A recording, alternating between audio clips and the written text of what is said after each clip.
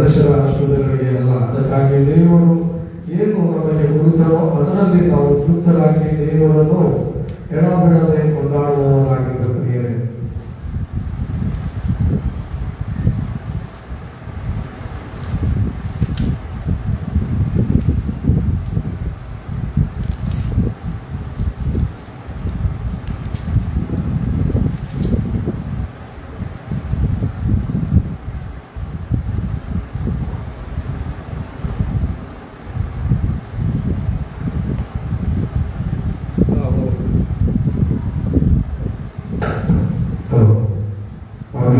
ದೇವರ ಸಂದರ್ಶಕರು ಕೂಡ ಮೊದಲನೇ ವರ್ಷದವರಿಗೆ ಬರೆದ ಪತ್ರಿಕೆಯಲ್ಲಿ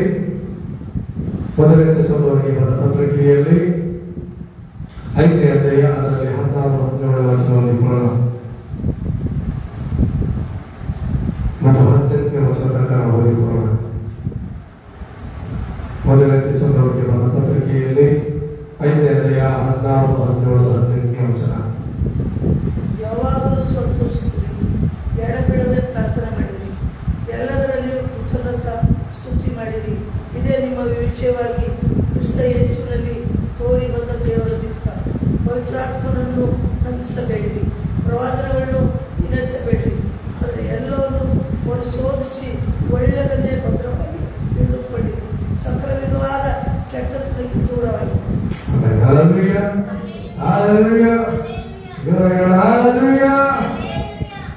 ಈ ಸಮಯದಲ್ಲಿ ದೇವರ ಸಂದೇಶದಲ್ಲಿ ನಾವು ನೋಡುವುದಾದರೆ ಏನಾದರೆ ದೇವರ ಚಿತ್ತ ಈ ಭೂಮಿ ಮೇಲೆ ಏನಾಗಿದೆ, ದೇವರ ಚಿತ್ತ ಏನಾಗಿದೆ ಅಂದರೆ ಯಾವಾಗಲೂ ಸಂತೋಷಿಸುವುದಾಗಿರಿ. ಅದು ದೇವರ ಚಿತ್ತವಾಗಿದೆ. ಅಲ್ಲವೇ? ದೇವರ ಚಿತ್ತ ಏನು ಅಂತಂದ್ರೆ ಭೂಮಿ ಮೇಲೆ ನಾವು ಎಲ್ಲ ಸಮಯಗಳಲ್ಲಿ ಸಂತೋಷವಾಗಿರಬೇಕು. ಏನ್ ಇರುತ್ತದೋ ಇಲ್ಲವೋ ಆ ಸಮಯದಲ್ಲಿಯೂ ನಾವು ಸಂತೋಷವಾಗಿರ್ಬೇಕು. ಯಾಕಂದ್ರೆ ಈ ಭೂಮಿ ಮೇಲೆ ಜೀವಿಸುವುದೇ ದೊಡ್ಡ ಮುಖ್ಯವಾಗಿದೆ. ಅದಕ್ಕಾಗಿ ದೇವರ ಚಿತ್ತ ಈ ಭೂಮಿ ಮೇಲೆ ಏನಾದಂದ್ರೆ ಮನುಷ್ಯರಿಗೋಸ್ಕರ ಯಾವಾಗಲೂ ಸಂತೋಷ ಇರುವಂತರಾಗಿರಿ. ಫಿಲಿಪಿಯಲ್ಲಿ 4ನೇ ಅಧ್ಯಾಯ 4ನೇ ವಚನ ಹೇಳುತ್ತದೆ, ಯಾವಾಗಲೂ ಸಂತೋಷಿಸಿರಿ, ಯಾವಾಗಲೂ ಸಂತೋಷಿಸಿರಿ, ಸಂತೋಷವನ್ನು ಪಡೆಯಿರಿ. ಇಂದು ತಿರುಗಿ ನಿಮಗೆ ಹೇಳುತ್ತೇನೆ, ಎಲ್ಲ ಸಮಯಗಳಲ್ಲಿ ಸಂತೋಷದಿಂದ ಇರುವವರಾಗಿರಿ, ದುಃಖಗಳನ್ನು ಮರೆತು ಬಿಡಿ. ದೇವರು ಹೇಳ್ತಾನೆ, ಈಗ ನಿಮ್ಮ ನಡೆದಿರುವಂತಹ ಸಂಗತಿಗಳನ್ನು ಯೆಶಾಯದಲ್ಲಿ ಹೇಳ್ತಾನೆ, ನೀವು ನಿಮ್ಮಲ್ಲಿ ನಡೆದಿರುವಂತಹ ಸಂಗತಿಗಳನ್ನು ನೆನಪು ಮಾಡಿಕೊಂಡು ಯಾಕೆ ಕೊಡುತ್ತಾ ಇದ್ದೀರಿ? ಈಗ ಎಲ್ಲವನ್ನು ಮರೆತು ಬಿಡಿ, ನೂತನವಾಗಿ ನಾನು ಮಾಡ್ತೇನೆ ಅಂತಂದೆ. ಅಲ್ಲಲ್ವಿಯ ಹೊಸದನ್ನು ನಾನು ಮಾಡ್ತೇನೆ. ಹಳೆದನ್ನು ನೆನಪಿಟ್ಟುಕೊಳ್ಳುವಾಗ, ಹಳೆದನ್ನು ಯೋಚಿಸುವಾಗ, ಹಳೆದನ್ನು ತೆರೆದಿಟ್ಟುವಾಗ ಅದು ನಮಗೆ ಸಂತೋಷ ಕೊಡೋದಿಲ್ಲ, ದುಃಖವನ್ನೇ ಕೊಡುವವರಾಗಿರ್ತದೆ. ಅಲ್ಲಲ್ವಿಯ ಅದಕ್ಕಾಗಿ ಯೆಶಾಯದಲ್ಲಿ ಹೇಳಲ್ಪಟ್ಟಿದೆ, ಎಲ್ಲವನ್ನು ಮರೆತು ಬಿಡ್ರಿ, ಎಲ್ಲವನ್ನು ಬಿಟ್ಟು ಬಿಡ್ರಿ. ಈಗ ನಾನು ಹೊಸ ಕಾರ್ಯವನ್ನು ಮಾಡುತ್ತೇನೆ. ಅಲ್ಲಲ್ವಿಯ ಈಗ ನಾನು ಹೊಸ ಕಾರ್ಯವನ್ನು ಮಾಡುತ್ತೇನೆ. ಅದಕ್ಕಾಗಿ ದೇವರ ಚಿತ್ತ ಈ ಭೂಮಿ ಮೇಲೆ ಮನುಷ್ಯರಿಗಾಗಿ ಏನಿದೆ ಅಂತಂದ್ರೆ ನಾವು ನೋಡ್ಬೇಕಾದರೆ ಅದೇನಂದ್ರೆ ಯಾವಾಗಲೂ ಸಂತೋಷ ಪಡುವವರಾಗಿರಿ. ಅಲ್ಲಲ್ವಿಯ ನಿಮಗೆ ಎಂತ ಕೆಲಸ ಕೊಟ್ಟಿದ್ರು ಆ ಕೆಲಸದಲ್ಲೇ ಸಂತೋಷ ಪಡುವವರಾಗಿರಿ. ಎಷ್ಟು ಸಂಬಳ ಕೊಟ್ಟರು ಆ ಸಂಬಳದಲ್ಲಿ ನೀವು ಸಂತೋಷ ಪಡುವವರಾಗಿರಿ. ಯಾವ ಸ್ಥಳ ಕೊಟ್ಟಿದ್ರು ಆ ಸ್ಥಳದಲ್ಲಿ ಸಂತೋಷ ಪಡುವವರಾಗಿರಿ. ಅಲ್ಲಲ್ವಿಯ ಎಷ್ಟು ಬುದ್ಧಿಯನ್ನು ಕೊಟ್ಟಿದ್ರು ಆ ಬುದ್ಧಿಯಲ್ಲೇ ಸಂತೋಷ ಪಡುವವರಾಗಿರಿ. ಅಲ್ಲಲ್ವಿಯ ಎಷ್ಟು ಆಸ್ತಿಗಳನ್ನು ಕೊಟ್ಟರು ಅಷ್ಟು ಆಸ್ತಿಯಲ್ಲಿ ನೀವು ಸಂತೋಷ ಪಡುವವರಾಗಿರಿ. ಇದೇ ದೇವರ ಚಿತ್ತವಾಗಿದೆ ಪ್ರಿಯರೇ. ಆಮೇಲೆ ಅಂತೀರಾ?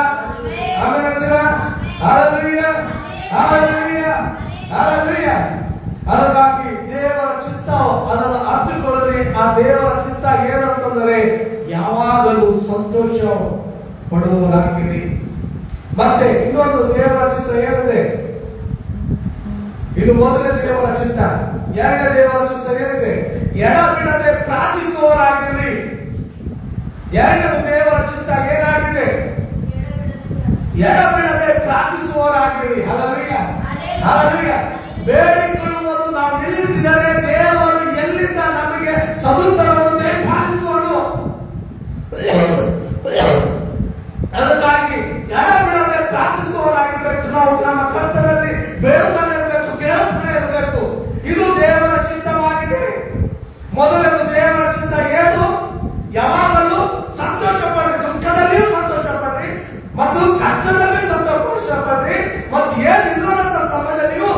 ಸಂತೋಷ ಪಡಿ, ಇದೇ ದೇವರ ಚಿತ್ತ. Hallelujah, hallelujah. ಎರಡನೇದು ಏನಿದೆ ಅಂತಂದ್ರೆ ಎಡಬಿಡದೆ ಪ್ರಾರ್ಥಿಸುವವರಾಗಿರಿ. ನೀವು ಕೇಳಿದಂದರೆ ದೇವರು ಹೇಗೆ ಕೊಡಲಿಕ್ಕೆ ಸಾಧ್ಯ?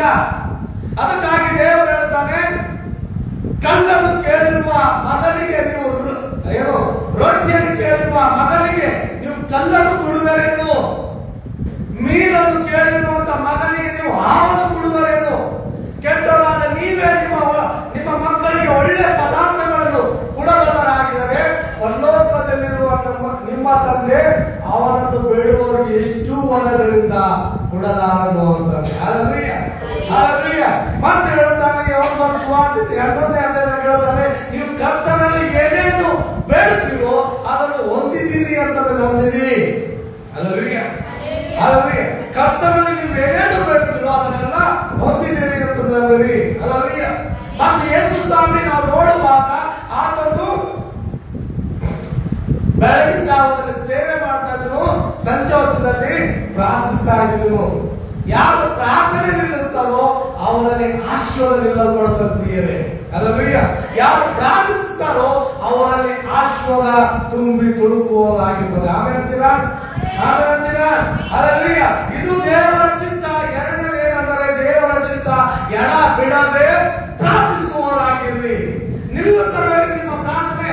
ಏನೇನು ಬೇಡಬೇಕೋ ಅದನ್ನೆಲ್ಲವನ್ನು ಬೇಡ್ರಿ, ದೇವರು ಅನುಗ್ರಹಿಸುತ್ತಾನೆ. ಆಮೇಲೆ ಅಂತೀರಾ?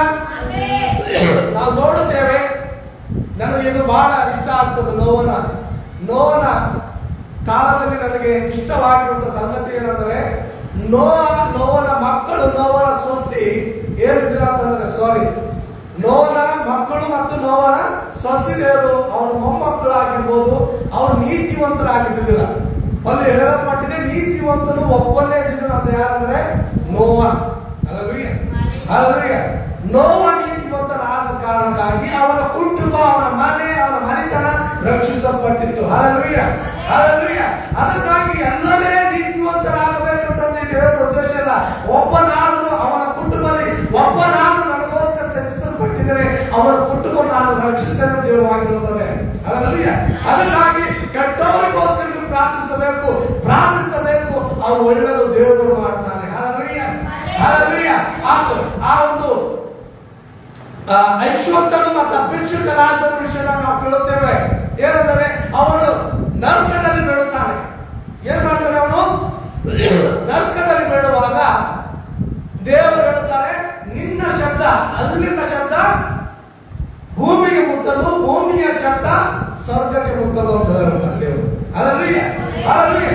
ಜೀವಿತವಾಗಿರೋದ್ರಿಂದಲೇ ನೀವು ನಿಮ್ಮ ಮಕ್ಕಳಿಗಾಗಿ ಜೀವಿತವಾಗಿರೋದ್ರಿಂದಲೇ, ನಿಮ್ಮ ಆಸ್ತಿಗಳಿಗಾಗಿ ಜೀವಿತವಾಗಿರೋದ್ರಿಂದಲೇ, ನಿಮ್ಮ ಎಲ್ಲ ಸಂತಾನಗಳಿಗಾಗಿ ಪ್ರಾರ್ಥಿಸುವಾಗ ನಾನು ಹೇಳ್ತೀನಿ, ದೇವರು ದೇಶಾಲಿಯು ಕನಿಕರವುಳ್ಳವನು, ಅವನು ನಿಮ್ಮ ಕುಟುಂಬವನ್ನು ರಕ್ಷಿಸ್ತಾನೆ. ಆಮೇಲೆ ಅಂತೀರಾ? Hallelujah, hallelujah. ಆದರೆ ದೇವರ ಚಿತ್ತ ಎರಡನೇ ಏನಾದರೆ ಎಡ ಬಿಡದೆ, ಮತ್ತೆ ಮೂರನೇ ದೇವರ ಚಿತ್ತ ಏನೆಂದರೆ ಎಲ್ಲರಲ್ಲೂ ದೇವರಿಗೆ ಕೃತಜ್ಞತೆಗಳನ್ನು ಸಲ್ಲಿಸಿರಿ. ಏನು ಸಲ್ಲಿಸಬೇಕಂತ? ಎಲ್ಲರಲ್ಲಿ. ಹೆಣ್ಣು ಮಕ್ಕಳು ಹುಡುಗರು ಕೃತಜ್ಞತೆ, ಗಂಡು ಮಕ್ಕಳು ಹುಡುಗರು ಕೃತಜ್ಞತೆ, ಏನು ವೀಕ್ ಆಗಿ ಹುಡುಗರು ಕೃತಜ್ಞತೆ, ವೀಕ್ ಆಗಿ ಹುಟ್ಟೋದ್ರು ಕೃತಜ್ಞತೆ, ಬುದ್ಧಿ ಇಲ್ಲದವರು ಕೃತಜ್ಞತೆ, ಬುದ್ಧಿ ಇದ್ರೂ ಕೃತಜ್ಞತೆ. ಎಲ್ಲರಲ್ಲಿ ನಾವು ದೇವರಿಗೆ ಕೃತಜ್ಞತೆ ಉಳ್ಳವರಾಗಿರ್ಬೇಕು. ಹಲ್ಲೆಲೂಯಾ. ಇದು ದೇವರ ಚಿತ್ತ. ಮೂರನೇದೇನಂದ್ರೆ ದೇವರ ಚಿತ್ತ ಎಲ್ಲದರಲ್ಲಿ ದೇವರಿಗೆ ಕೃತಜ್ಞತೆ ಉಳ್ಳವರಾಗಿರ್ಬೇಕು. ಯಾಕೆ ದೇವರಿಗೆ ಕೃತಜ್ಞತೆ ಉಳ್ಳವರಾಗಬೇಕಂತಂದ್ರೆ, ಇವತ್ತು ಅನೇಕ ಜನರು ಹುಟ್ಟು ಕೂಡಲೇ ಮಕ್ಕಳು ಸಾಯ್ತಾರೆ. ಇವತ್ತು ನಮಗೆ ಏನೋ ದೇವರು ಮಕ್ಕಳನ್ನು ಕೊಟ್ಟಿದ್ದಾನೆ. ಹಲ್ಲೆಲೂಯಾ. ಅದಕ್ಕೆ ನಾವು ಕೃತಜ್ಞತರಾಗಿರ್ಬೇಕು. ಇವತ್ತು ಅನೇಕ ಜನರು ಹಾದಿ ಬೀದಿಗಳಲ್ಲಿ ಮರಳುತ್ತಾ ಇದ್ದಾರೆ. ಇವತ್ತು ನಮಗೆ ಸುಂದರವಾಗಿರುತ್ತ ಮನೆ ಕೊಟ್ಟಿದ್ದಾನೆ. ಅದಕ್ಕಾಗಿ ನಾವು ದೇವರಿಗೆ ಕೃತಜ್ಞತೆ ಉಳ್ಳವರಾಗಿರ್ಬೇಕು. Hallelujah, hallelujah. ಇವತ್ತು ನಾನು ನೋಡ್ತಾ ಇದ್ದಿದೆ ಏನಂದ್ರೆ, ಮೊನ್ನೆ ನಾನು ನೋಡ್ತಾ ಇದ್ದಿದೆ ಏನಂದ್ರೆ ಗೊತ್ತು, ಒಂದು ಸತ್ತಿರುವಂತ ಸ್ಥಳದಲ್ಲಿ ಹೋಗಿದೆ. ನಾನು ಸತ್ತಿರುವಂತ ಸ್ಥಳದಲ್ಲಿ ಹೋಗಿನಾಗ ಅವರಿಗೆ ಸಮಾಧಿ ಮಾಡಲ್ಪಟ್ಟಿದ್ರು. ಸಮಾಧಿ ಮಾಡಿನಾಗ ಅಲ್ಲಿ ಭಯಂಕರವಾಗಿರುವಂತ ಮಳೆ ಬಂತು. ಅವ್ರು ಸಮಾಧಿ ಮಾಡಿದ್ರು. ಮಾಡಿದ ನಂತರ ಭಯಂಕರ ಮಳೆ ಬಂತು. ಮಳೆ ಬಂತಂದರೆ ಇಷ್ಟು ನೀರು ನಿಲ್ಲೋ ತರ ಮಳೆ ಬಂತು. ಹಲ್ಲೆಲೂಯಾ. ಹಾಗೆ ಅದು ಕೆದರಿಯುವಂತ ಆ ಬಾಡಿಯಲ್ಲಿ, ಆ ಪೇಟಿಗೆಯಲ್ಲಿ ಆ ನೀರೆಲ್ಲ ತುಂಬಿಕೊಂಡಿರ್ಬೇಕು. Hallelujah, hallelujah. ಅವ್ರು ಜೀವಿತವಾಗಿನಾಗ ಹಸಿ ಆಗಿದೆ ಅಂತಂದು ಅವ್ರ ತಾಯಿ ಬಟ್ಟೆ ಏನಂತಾರ ಟವಲ್ನಿಂದ ಅವನ ತಲೆ ಏನ್ ಮಾಡ್ತಾ ಇದ್ರು, ಸೂಡ್ತಾ ಇದ್ದಿದ್ರು. ಹಲ್ಲೆಲೂಯಾ. ಅವನಿಗೆ ಗಲೀಜ್ ಆಗಿದೆ ಅನ್ನೋದಕ್ಕಾಗಿ ಅವನ್ ಏನ್ ಮಾಡ್ತೀನೋ ತನ್ನ ಬಟ್ಟೆಗಳನ್ನು ಸುಟ್ಟುಕೊಂಡು ಚೆನ್ನಾಗಿರುವಂತ ಒಳಗಿರುವಂತ ಬಟ್ಟೆ ಧರಿಸಿಕೊಳ್ತಾ ಇದ್ದಿದ್ದನು. ಹಲ್ಲೆಲೂಯಾ. ಆದರೆ ಸತ್ತ ಮೇಲೆ ಆ ಬಾಡಿಯಲ್ಲಿ ನೀರು ತುಂಬಿಕೋತು, ಆ ಬಾಡಿ ತುಂಬಾ ಎಲ್ಲ ಏನೇನೋ ಆಯ್ತು, ಅದು ಯಾರು ಬಲ್ಲವರಲ್ಲ. Hallelujah, hallelujah. ಈಗ ಜೀವಿತವಾಗಿರುವಾಗ ಮಕ್ಕಳಿಗೆ ನಾವು ಬಂಗಾರ ತರ್ತೀವಿ, ಆದ್ರೆ ಅಲ್ಲಿ ನಾವು ಬಂಗಾರ ಇಡೋದಿಲ್ಲ. ಹಲ್ಲೆಲೂಯಾ. ಯಾಕಂದ್ರೆ ಅದಕ್ಕೆ ಬೆಲೆನೇ ಇಲ್ಲ. ಅದಕ್ಕಾಗಿ ದೇವರು ನಮಗೆ ಜೀವ ಕೊಟ್ಟಿದ್ದಕ್ಕಾಗಿ, ಉಸಿರಿಟ್ಟಿದ್ದಕ್ಕಾಗಿ, ನಮಗೆ ಆ ಒಂದು ಮಟ್ಟಿಗಿಟ್ಟಿರೋಕ್ಕಾಗಿ ನಾವು ದೇವರಿಗೆ ಕೃತಜ್ಞತೆ ಉಳ್ಳವರಾಗಬೇಕು. ಅದಕ್ಕಾಗಿನೇ ಕೀರ್ತನೆಯಲ್ಲಿ 103ನೇದಲ್ಲಿ ಹೇಳುತ್ತದೆ ಏನಂದರೆ, ಆತನು ಮಾಡುತ್ತ ಉಪಕಾರಗಳಲ್ಲಿ ಒಂದನ್ನು ಮರೆಬೇಡ ಅಂತಂದೆ. ಆತನ ಅನೇಕ ಉಪಕಾರಗಳನ್ನು ನಮ್ಮ ಜೀವನದಲ್ಲಿ ಮಾಡಿದ ಪ್ರಿಯರೇ, ಆ ಉಪಕಾರಗಳನ್ನು ಇಟ್ಟುಕೊಂಡು ನಾವು ಆತನಿಗೆ ಏನ್ ಮಾಡ್ಬೇಕಂದ್ರೆ ಕೃತಜ್ಞತೆಗಳನ್ನು ಸಲ್ಲಿಸ್ತಾ ಕೃತಜ್ಞತೆ ಉಳ್ಳವರಾಗಿರ್ಬೇಕು. ಇದು ದೇವರ ಚಿತ್ತವಾಗಿದೆ. ಹಲ್ಲೆಲೂಯಾ.